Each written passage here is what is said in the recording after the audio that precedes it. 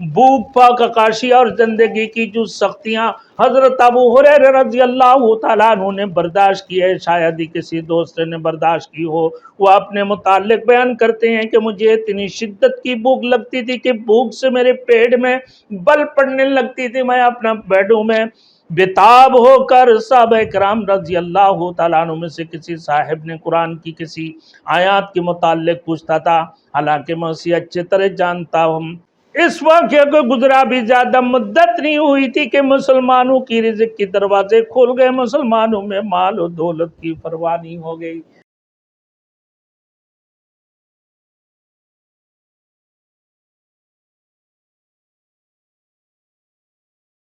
Thanks for watching. Don't forget to like, comment, share and subscribe to Maulana Habibullah Rouhani Official. हज़रत आप रज़ी अल्लाह तआला अन्हु इल्म की खातिर हज़रत अबू हुरैरा रज़ी अल्लाह तआला अन्हु की एक मरतबा इतनी भूखे और प्यासे थे। मेरे दोस्तों, भूख को बर्दाश्त करना हज़रत अबू हुरैरा रज़ियल्लाहु तआला अन्हु के लिए कभी तो ऐसे हुआ करते थे मेरे दोस्तों, मस्जिद नबवी के सामने भूख की मारे अबू हुरैरा रज़ियल्लाहु तआला अन्हु गिर पड़ते थे और लोग कहते थे कि भाई इनको कोई जो है मिर्गी के दौरा पड़े, मिर्गी की दौरा पड़े। अपने पेट में पत्थर बांध लिया करते थे इल्म सीखने के लिए। आजकल हमारे तालिब इल्म मेरे दोस्तों, गोश्त की अगर खाना ना हो और बिरयानी टटके बड़े बेहतरीन मुर्गी मुसम्मन ना हो, तालिब इल्म इल्म सीखने में इल्म सीखना नहीं चाहते हैं कि भाई खाना क्यों नहीं अच्छा पका है, खाना अच्छे क्यों नहीं हुआ।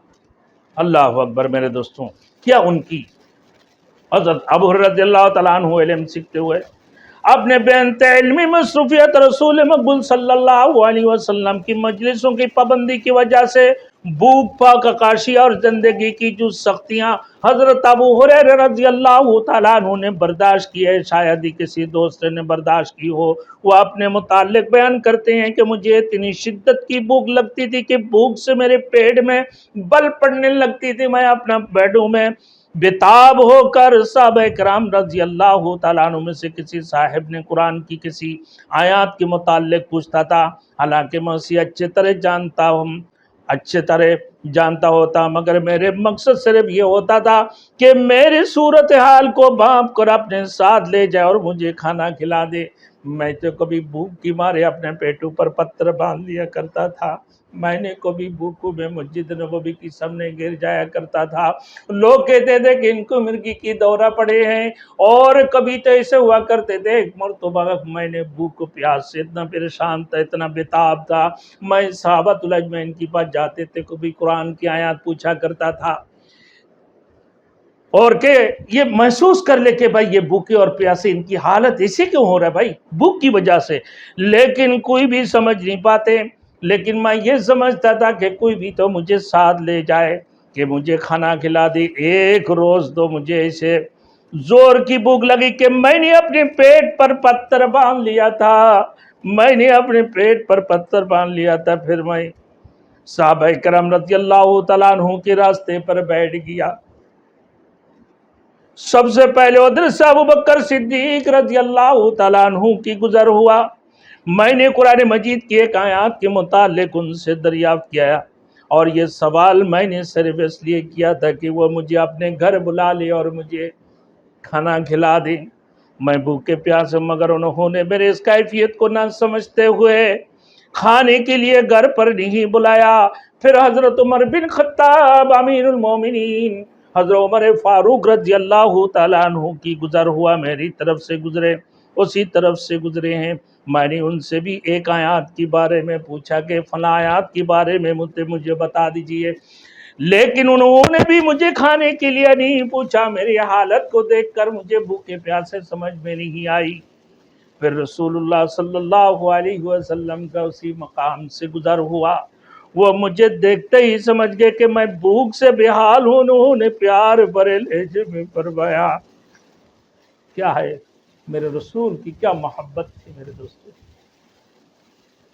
क्या मोहब्बत थी अल्लाह के रसूल सल्लल्लाहु अलैहि वसल्लम की। जब कोई बात अच्छे अपने उम्मत के लिए मेरे दोस्तों आते थे, پر اس کو اپنے لیے بڑے، اپنے امت کے لیے بڑی آرزو اور تمنا کرتے، بڑے حریص تھے، اور جب ان کے لیے کسی قسم کی کوئی تکلیف کی بات ہوا کرتے تھے، میرے دوستوں اللہ کے رسول صلی اللہ علیہ وسلم کے اوپر بہت بھاری گزرتے تھے، بہت گراں گزرتے تھے میرے دوستوں۔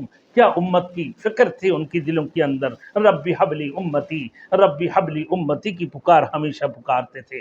رسول مقبول صلی اللہ علیہ وسلم نے، میں نے کہا لبیک یا رسول اللہ، لبیک یا رسول اللہ، پھر پیچھے پیچھے چلتا ہوا آپ صلی اللہ علیہ وسلم کی ساتھ آپ کی گھر میں داخل ہو گیا، آپ کی گھر میں داخل ہو گیا۔ وہاں آپ صلی اللہ علیہ وسلم نے ایک پیالے میں دودھ دیکھ کر گھر والوں سے دریافت کیا، دودھ دیکھ کر دودھ دیکھ لیا، گھر والوں سے پوچھا یہ دودھ کہاں سے آیا؟ فرمانے لگ بھی نہیں لکم ھذا، یہ دودھ تم لوگوں کو کہاں سے ملا؟ انہوں نے کہا یہ فلاں صاحب نے آپ کے واسطے بھیجا ہے، یہ فلاں صاحب نے رسول اللہ صلی اللہ علیہ وسلم کے لیے دودھ بھیجا ہے۔ تب آپ صلی اللہ علیہ وسلم نے مجھ سے فرمایا یا ابا ہریرہ، یا ابا ہریرہ انطلق الی اہل الصفۃ فادعوہم، اے ابو ہریرہ جاؤ تم اہل صفہ کو بلا لاؤ۔ ابو رضی اللہ تعالیٰ عنہ یہ سوچنے لگی کہ دودھ ایک پیالی ہے، اس سے تو میں اتنا بھوکا ہوں تو مجھے میرے پیٹ بھی تو نہیں بھرے گا۔ میں نے دل میں سوچا ما یفعل ھذا اللبن مع اہل صفہ، اتنی سی دودھ سے اہل صفہ کا کیا بنے گا؟ میں چاہتا تھا کہ اس میں سے کچھ پی لوں تاکہ مجھے سارا مل جائے، پھر ان لوگوں کو بلاتے جاؤں، پھر ان لوگوں کو بلانے کے لیے جاؤں۔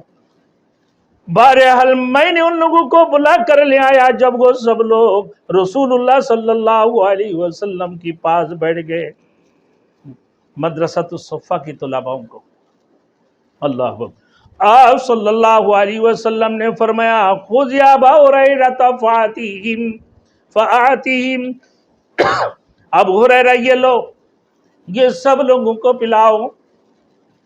میں نے وہ پیالہ باری باری ہر ایک کو دیتا گیا، یہاں تک کہ سب نے جی بھر کر دودھ پی لیا۔ اب میں نے پیالہ رسول مقبول صلی اللہ علیہ وسلم کے سامنے رکھ دیا۔ آپ نے مسکراتے ہوئے میری طرف دیکھا اور فرمایا بقیت انا وانتا، بقیت انا وانتا، اب میں اور تم صرف دو آدمی باقی ہوں، اب میں اور تم صرف دو آدمی باقی رہ گئے ہیں۔ میں نے عرض کیا جی ہاں اللہ کے رسول، آپ نے سچ فرمایا۔ آپ صلی اللہ علیہ وسلم نے فرمایا پیو۔ میں نے پیا۔ جب